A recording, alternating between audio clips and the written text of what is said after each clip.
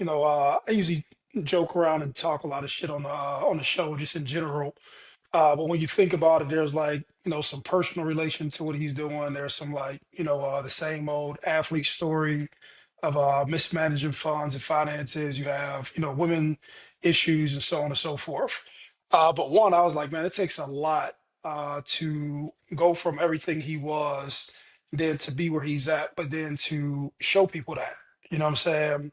I commend him for even being that humble or to even being that open to even doing that. And I just thought about when I took my fall and I was in the NFL and got cut and went back to the hood.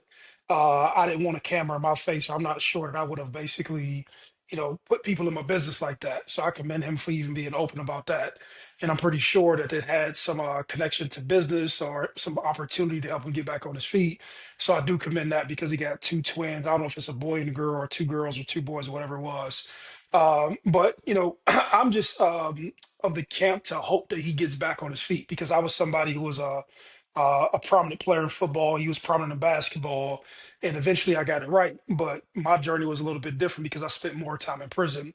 And so when I looked at him, I was like, man, 6 months. And I hate to say it like this because I don't want to minimize time, but 6 months isn't a whole lot of time for you to sit down, focus, work on yourself. Work on your mind, educate yourself on shit, and at least be around people or within an environment of people who can help you grow. Because when I was in prison, I spent a lot of time reading, a lot of time educating myself, a lot of alone time, and I don't know if 6 months is enough time in prison for him to like reshape his thinking. Right? You'll get around people who wish you well just because there'll be people who know him and know of him, but he'll need an entire mentality shift, to go from having millions of dollars to go back to being broken, then to get out and say, okay, what am I going to do with the rest of my life?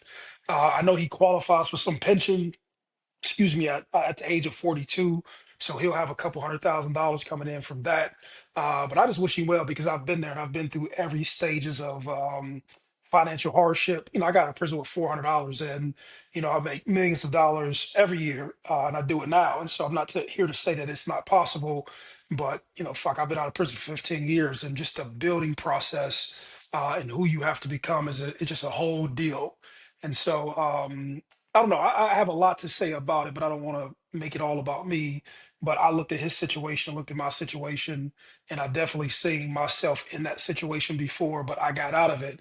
But it all came from me like taking extreme accountability and growing the fuck up and really separating from where I used to be from and growing into a new environment.